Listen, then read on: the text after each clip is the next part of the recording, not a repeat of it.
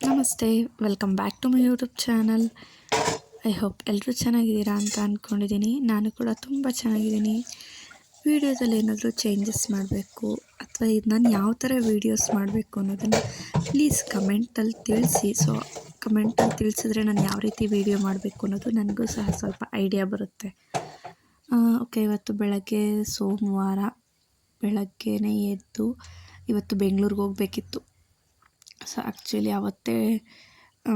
ಯಾವತ್ತು ಅಂದರೆ ಅದೇ ನಾವು ಹಾಸ್ಪಿಟಲ್ಗೆ ಹೋಗಿ ಬಂದ್ವಲ್ಲ, ಯೂರಿನ್ ಟೆಸ್ಟು ಮತ್ತು ಬ್ಲಡ್ ಟೆಸ್ಟು ಕೊಟ್ಟು ಅವತ್ತೇ ಡಿಸೈಡ್ ಆಗಿತ್ತು ಸೋಮವಾರ ಬನ್ನಿ ರಿಪೋರ್ಟ್ಗೆ, ಶುಕ್ರವಾರ ಡಾಕ್ಟ್ರು ರಜದಲ್ಲಿರ್ತಾರೆ, ಸೊ ಬರೋಕ್ಕೆ ಹೋಗಬೇಡಿ ಅಂತ ಹೇಳಿದರು. ಸೊ ಅದಕ್ಕೆ ಇವತ್ತು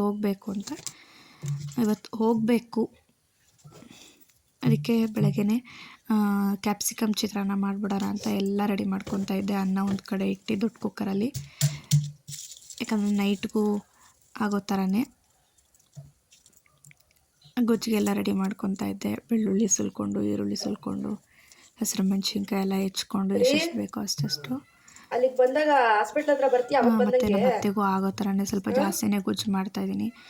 ಯಾಕೆ ಯಾವಾಗಲೂ ಜಾಸ್ತಿನೇ ಮಾಡ್ತೀನಿ, ಬಟ್ ಪಾಪನ ಬೇರೆ ಅಲ್ಲೇ ಬಿಟ್ಟು ಹೋಗ್ತೀನಲ್ಲ, ಅವ್ರೇನು ಮಾಡೋಕ್ಕಾಗಲ್ಲ ಅಂದ್ಬಿಟ್ಟು ಸ್ವಲ್ಪ ಗೊಜ್ಜು ಜಾಸ್ತಿನೇ ಮಾಡಿ ಕೊಟ್ಬಿಟ್ರೆ ಬೆಳಗ್ಗೆ ಮಧ್ಯಾಹ್ನಕ್ಕೆ ಮಾಡ್ಕೊತಾರೆ.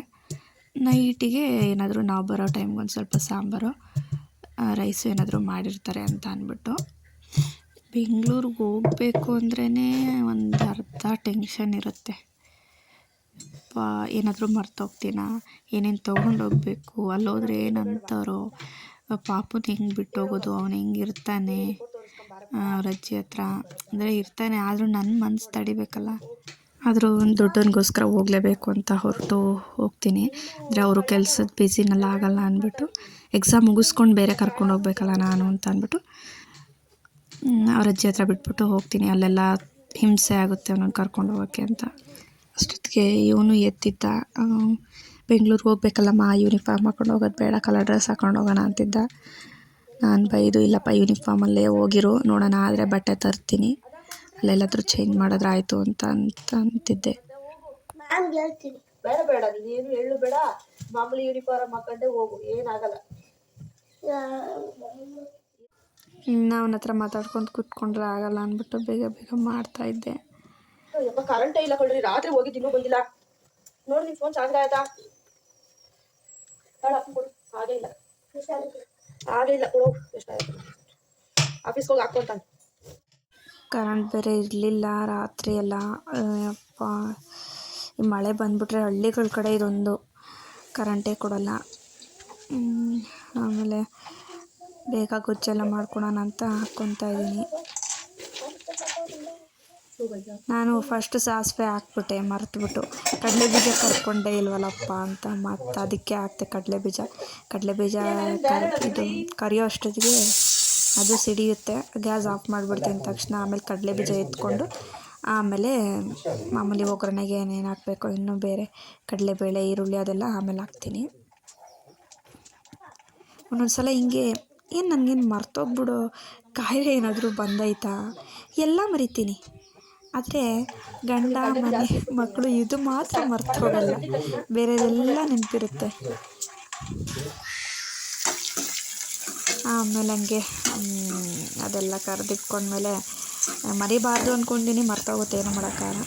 ಹಂಗೆ ಕರೆದೆತ್ತಿಟ್ಕೊಂಡು ಎಲ್ಲ ಒಗ್ಗರಣೆ ಮಾಡಿ, ಕ್ಯಾಪ್ಸಿಕಮ್ ತಂದಿದ್ದರು ಸಂತೆಯಿಂದ, ಅದು ಹೆಚ್ಕೊಂಡು, ಹುಳಿಗೆ ನಿಂಬೆಹಣ್ಣು ಏನೂ ಇರಲಿಲ್ಲ, ಬೆಳ್ಳಿಕಾಯಿ ನಿಂಬೆಹಣ್ಣು, ಅದಕ್ಕೆ ಟೊಮೊಟೊನೇ ಹೆಚ್ಚು ಹಾಕ್ಕೊಂಡಿದ್ದೆ. ಗೊಜ್ಜೆಲ್ಲ ಮಾಡಿ ಮುಗಿಸಿ ಅದೇನು ಶೂಟ್ ಮಾಡೋಕ್ಕಾಗಲಿಲ್ಲ, ಟೈಮ್ ಆಯಿತು ಅಂದ್ಬಿಟ್ಟು ಅವ್ರನ್ನೂ ಕಳಿಸ್ದೆ ಕೆಲಸಕ್ಕೆ. ಆಮೇಲೆ ಚಿರುನೂ ಅಷ್ಟೇ ಸ್ಕೂಲಿಗೆ ಕಳಿಸಾದ್ಮೇಲೆ ನಮ್ಮ ಅತ್ತೆ ಹಾಲು ತಂದು ಕೊಟ್ಟಿದ್ರು. ಹಾಲು ಕಾಯೋಕೆ ಇಟ್ಟಿದ್ದೆ, ಸಣ್ಣೂರಲ್ಲೇ ಇಟ್ಟಿದ್ದೆ, ಎಲ್ಲ ಹಂಗೆ ಉಕ್ಕೋಗ್ಬಿಡ್ತು. ಆಮೇಲೆ ಹೆಂಗಿದ್ರು ಗ್ಯಾಸೆಲ್ಲ ಒರೆಸ್ಬೇಕಲ್ಲ, ತೊಳಿಬೇಕಲ್ಲ ಅಂದ್ಬಿಟ್ಟು ಅದು ಎಲ್ಲ ಹಂಗೆ ತೊಳ್ಕೊಂಡು ಬೇಗ ನಾನು ರೆಡಿಯಾಗಿದ್ದೆ.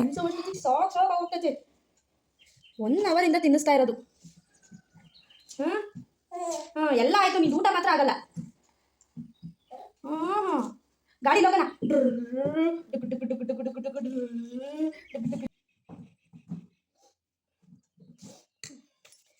ಎಲ್ಲ ರೆಡಿ ಆಗೈತೆ. ಈಗ ಅವನು ನಾವು ಅಜ್ಜಿ ಮನೆ ಹತ್ರ ಬಿಟ್ಬಿಟ್ಟು ನಾನು ಹೋಗ್ತೀನಿ ಅಣ್ಣ ಕರ್ಕೊಂಡು ಬೆಂಗಳೂರಿಗೆ. ಅವ್ನಿಗೆ ಇನ್ನೊಂದು ಸಲ ಮುಖ ಎಲ್ಲ ಒರೆಸಿ ಕ್ಲೀನಾಗಿ ಬೇರೆ ಬಟ್ಟೆ ಹಾಕಿ ಅವ್ನಿಗೊಂದೆರಡು ಚಡ್ಡಿ ಬಟ್ಟೆಗಳನ್ನೆಲ್ಲ ಒಂದು ಕವರ್ಗೆ ಹಾಕಿ ಮನೆ ಬೀಗನೂ ಅದೇ ಕವರ್ ಒಳಗೆ ಹಾಕಿ ಮತ್ತೆಲ್ಲಾರ ಮಿಸ್ ಮಾಡಿಬಿಡ್ತೀನಿ ಅಂತ ಅವ್ರ ಅಜ್ಜಿ ಮನೆಗೆ ಕೊಟ್ಟು ಬಟ್ಟೆ ಬ್ಯಾಗ್ನೂ ಪಾಪನ್ನು ಬಿಟ್ಟು ಊಟ ಮಾಡಿಸಿದ್ದೀನಿ. ನೀರು ಕುಡಿಸ್ಬಿಡ್ರಿ, ನೀರು ಕುಡಿಲಿಲ್ಲ ಅಂದ್ಬಿಟ್ಟು ಕೊಟ್ಬಿಟ್ಟು ನಾನು ಸೀದಾ ಬರ್ತಾಯಿದ್ದೆ ರೋಡಲ್ಲಿ. ಅಷ್ಟೊತ್ತಿಗೆ ನಮ್ಮೂರಲ್ಲಿ ಗೋಡಣ್ಣ ಅಂತಿದ್ದಾರೆ, ಪ್ರಮೋದ್ ಅವರ ಜೊತೆಯವರೇ ಅವಣ್ಣ ಅವ್ರು ಸಿಕ್ಕಿದ್ರು. ಅವರು ತುಮಕೂರಿಗೆ ಹೋಗೋದು, ನಾನು ಬಾರಮ್ಮ ಕರ್ಕೊಂಡೋಗ್ಬಿಡ್ತೀನಿ ಅಂದರು. ಸೊ ಅದಕ್ಕೆ ಅವ್ರ ಗಾಡಿಯಲ್ಲೇ ಹೋದೋ. ನಮ್ಮ ಚಿರು ಅಂದರೆ ಆ ಅಣ್ಣಂಗೆ ತುಂಬಾ ಇಷ್ಟಪಡ್ತಾರೆ, ತುಂಬ ಒಳ್ಳೆಯವ್ರು ಆ ಅಣ್ಣ ಮಾತ್ರ. ನಮ್ಮ ಚಿರು ಅವ್ರನ್ನ ಮಾತಾಡಿಸ್ದಲೇ ಒಂದಿನನೂ ಇರಲ್ಲ. ಅಟ್ಲೀಸ್ಟ್ ಫೋನ್ ಮಾಡಾದರೂ ಸಹ ಮಾತಾಡಿಸ್ಬಿಡ್ತಾನೆ. ಯಾವಾಗಾದ್ರೂ ಮಾತಾಡಿಸ್ಬೇಕು ಅನಿಸಿದ್ರೆ. ಅವಣ್ಣನೂ ಅಷ್ಟೇ ತುಂಬ ಇಷ್ಟಪಡ್ತಾರೆ ಅವನ್ನಂತೂ. ಅವನು ಅಷ್ಟೇ, ಚಿಕ್ಕವನು ಅಷ್ಟೇ, ತುಂಬ ಇಷ್ಟಪಡ್ತಾರೆ. ನಮ್ಮನ್ನು ಅಷ್ಟೇ ಚೆನ್ನಾಗಿ ನೋಡ್ತಾರೆ, ಚೆನ್ನಾಗಿ ನೋಡ್ಕೊತಾರೆ. ಅವರೇನು ನಮ್ಮ ಅಂದರೆ ಅಣ್ಣ ತಮ್ಮದಿರ ಪೈಕಿ ಥರ ಅಲ್ಲ, ಬಟ್ ಆದ್ರೂ ಅದಕ್ಕಿಂತ ಹೆಚ್ಚಾಗಿ ನೋಡ್ಕೊತಾರೆ ನಮ್ಮನ್ನು. ಸೊ ಅದಾದಮೇಲೆ ತುಮಕೂರು ಹತ್ರ ಇಳಿಸಿದ್ರು, ಬಸ್ ಸ್ಟಾಪ್ ಹತ್ರ. ನಾವು ಬಸ್ ಸೀಟ್ ಸಿಕ್ತು, ಬಸ್ ಹತ್ಕೊಂಡು ಬೆಂಗಳೂರು ಕಡೆಗೆ ರೈಟ್. ನಮ್ಮ ಪಾಪ ಯಾಕೋ ನಿದ್ದೆ ಬರ್ತೈತೆ ಅಂತ ಹಾಗೆ ಮಲಿಕೊಂತಿದ್ದ, ಬಟ್ ನಿದ್ದೆ ಮಾಡಲಿಲ್ಲ, ಕಳ್ಳ ನಾಟಕ ಆಡ್ತಿದ್ದ. ಫಸ್ಟು ಜಾಸ್ತಿ ಏನಿರಲಿಲ್ಲ ಜನ, ಆಮೇಲೆ ಮುಂದಕ್ಕೆ ಹೋಗ್ತಾ ಅಲ್ಲಲ್ಲೇ ಹತ್ಕೊಂಡ್ಬಿಟ್ರಲ್ಲ, ಒಬ್ರಿಗೆ ಸೀಟ್ ಬಿಟ್ಕೊಡ್ಲೇಬೇಕು ಅಂದ್ಬಿಟ್ಟು ಯಾರೊಬ್ಬರು ಕೂತ್ಕೊಂಡ್ರು. ಅವನ್ನ ನನ್ನ ಮೇಲೆ ಮಲಗಿಸ್ಕೊಂಡಿದ್ದೆ. ಆಮೇಲೆ ಮತ್ತೆ ಹಾಸ್ಪಿಟಲಿಗೆ ಬಂದು, ಅಂದರೆ ಯಶವಂತಪುರದ ಹತ್ರ ಇಳ್ಕೊಂಡು ಅಲ್ಲಿಂದ ಯಶವಂತಪುರ ಬಸ್ ಸ್ಟಾಪಿಗೆ ಬಂದು ಅಲ್ಲಿಂದ ರಾಮಯ್ಯ ಹಾಸ್ಪಿಟಲ್ ಬಸ್ ಹತ್ತಿ ಮತ್ತೆ ಬಂದಿದ್ದು. ಅಲ್ಲೂ ಅಷ್ಟೇ ಫೈಲ್ ಓಪನ್ ಮಾಡಿಸಿ ಕೂತ್ಕೊಂಡಿದ್ದೆ. ಡಾಕ್ಟ್ರ್ ಇನ್ನೂ ಬಂದಿರಲಿಲ್ಲ, ಬರ್ತಾರೆ ತಡೀರಿ ಅಂತ ಅಂದರು. 2:30ಗೆ ಹೋಗಿದ್ವಿ ನಾವು. ಬರ್ತಾರೆ ತಡೀರಿ ಅಂದರು, ಬರಲೇ ಇಲ್ಲ. ಕೊನೆಗೆ ನಾವು ಕಾದು ಅವ್ರ ಹತ್ರ ಎಲ್ಲ ಮಾತಾಡ್ಬಿಟ್ಟ, ಡಾಕ್ಟ್ರುಗಳ ಹತ್ರ ಎಲ್ಲ ಮಾತಾಡ್ಬಿಟ್ಟ. ಲಾಸ್ಟಿಗೆ 5 ಗಂಟೆಗೆ ಏನೋ ಬಂದರು. ಅಂದರೆ ಆ ದೊಡ್ಡ ಡಾಕ್ಟ್ರು ಬಂದಿರಲಿಲ್ಲ, ಅವ್ರ ಹೆಸರು ಹಂಸ ಡಾಕ್ಟ್ರ್ ಅಂತ. ಅವ್ರು ಬಂದಿರಲಿಲ್ಲ, ಅದಕ್ಕೆ ಸ್ಟೂಡೆಂಟ್ ಬಂದಿದ್ದರು. ಅವ್ರ ಸ್ಟೂಡೆಂಟು ಬಂದು ಅವ್ರಿಗೆ ಫೋನ್ ಮಾಡಿ ಹೇಳಿದ್ರಂತೆ.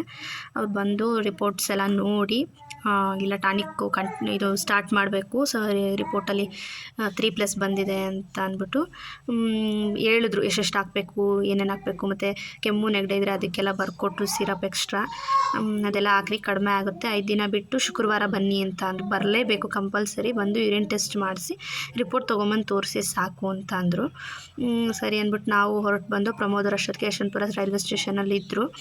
ನಾವು ಯಶವಂತಪುರಕ್ಕೆ ಬಂದು ಅಲ್ಲಿಂದ ಒಬ್ಬರು ಗಾಡೀಲಿ ಬಿಟ್ಟರು. ಅವಣ್ಣ ಟೈಮ್ ಆಗೋಯಿತು ಟ್ರೈನ್ಗೆ ಅಂತ ಅಂದ್ಬಿಟ್ಟು ಡ್ರಾಪ್ ಮಾಡಿಸ್ಕೊಂಡಿದ್ದೆ. ಆಮೇಲೆ ಅಲ್ಲಿಂದ ಟ್ರೈನ್ ಸಿಕ್ತು. ಟ್ರೈನಲ್ಲಿಂದ ಮನೆಗೆ ಬಂದ್ವಿ, ನಮ್ಮ ಅತ್ತೆ ಮನೆಗೆ. ಅಲ್ಲಿ ಊಟ ಮಾಡಿ ಆಮೇಲೆ ಮನೆಗೆ ಬಂದು ನಮ್ಮ ಮನೆಗೆ ಇಡ್ಲಿಗೆ ನೆನಾಕಿದ್ದೆ. ಇಡ್ಲಿಗೋ ದೋಸೆಗೋ ಬೆಳಗ್ಗೆ ಮಾಡೋಣ, ತಿಂಡಿ ತಲೆನೋವು ಇರಲ್ಲ ಅಂದ್ಬಿಟ್ಟು ಅದು ರುಬ್ಬಿಟ್ಟು. ಎಲ್ಲೇ ಹೋದ್ರೂ ಹೆಣ್ಮಕ್ಳದು ಕಿಚನ್ ಕೆಲಸ ಅಂತೂ ತಪ್ಪಲ್ಲ, ಅದಕ್ಕೆ ಅದನ್ನು ರುಬ್ಬಿಟ್ಬಿಟ್ಟು ತಿಂಡಿ ತಲೆನೋವು ತಪ್ಪುತ್ತೆ ಅಂದ್ಬಿಟ್ಟು ಆಲೂಗಡ್ಡೆ ಪಲ್ಯನೋ ಇಲ್ಲ ಸಾಗುನೋ ಏನಾದರೂ ಮಾಡಿದ್ರಾಯ್ತು ಅಂತ ಎಲ್ಲ ಕೆಲಸ ಮುಗಿಸಿ ಮಲಿಕ್ಕೊಳೋ ಅಷ್ಟೊತ್ತಿಗೆ ಒಂದು 11 ಗಂಟೆ ಆಗೋಯ್ತು. ಸೊ ಇವತ್ತಿನ ವ್ಲಾಗಿಲ್ಗೆ ಏನು ಮಾಡ್ತೀನಿ. ಹೊಸದಾಗಿ ಯಾರೇನ ನನ್ನ ಚಾನಲ್ನ ನೋಡ್ತಾ ಇದ್ದೀರಾ, ಸಬ್ಸ್ಕ್ರೈಬ್ ಮಾಡ್ಕೊಂಡು ಸಪೋರ್ಟ್ ಮಾಡಿ. ಏನಾದರೂ ಸಜೆಷನ್ಸ್ ಇದ್ದರೆ ಕಮೆಂಟ್ ಬಾಕ್ಸ್ನಲ್ಲಿ ತಿಳಿಸಿ. Thank you.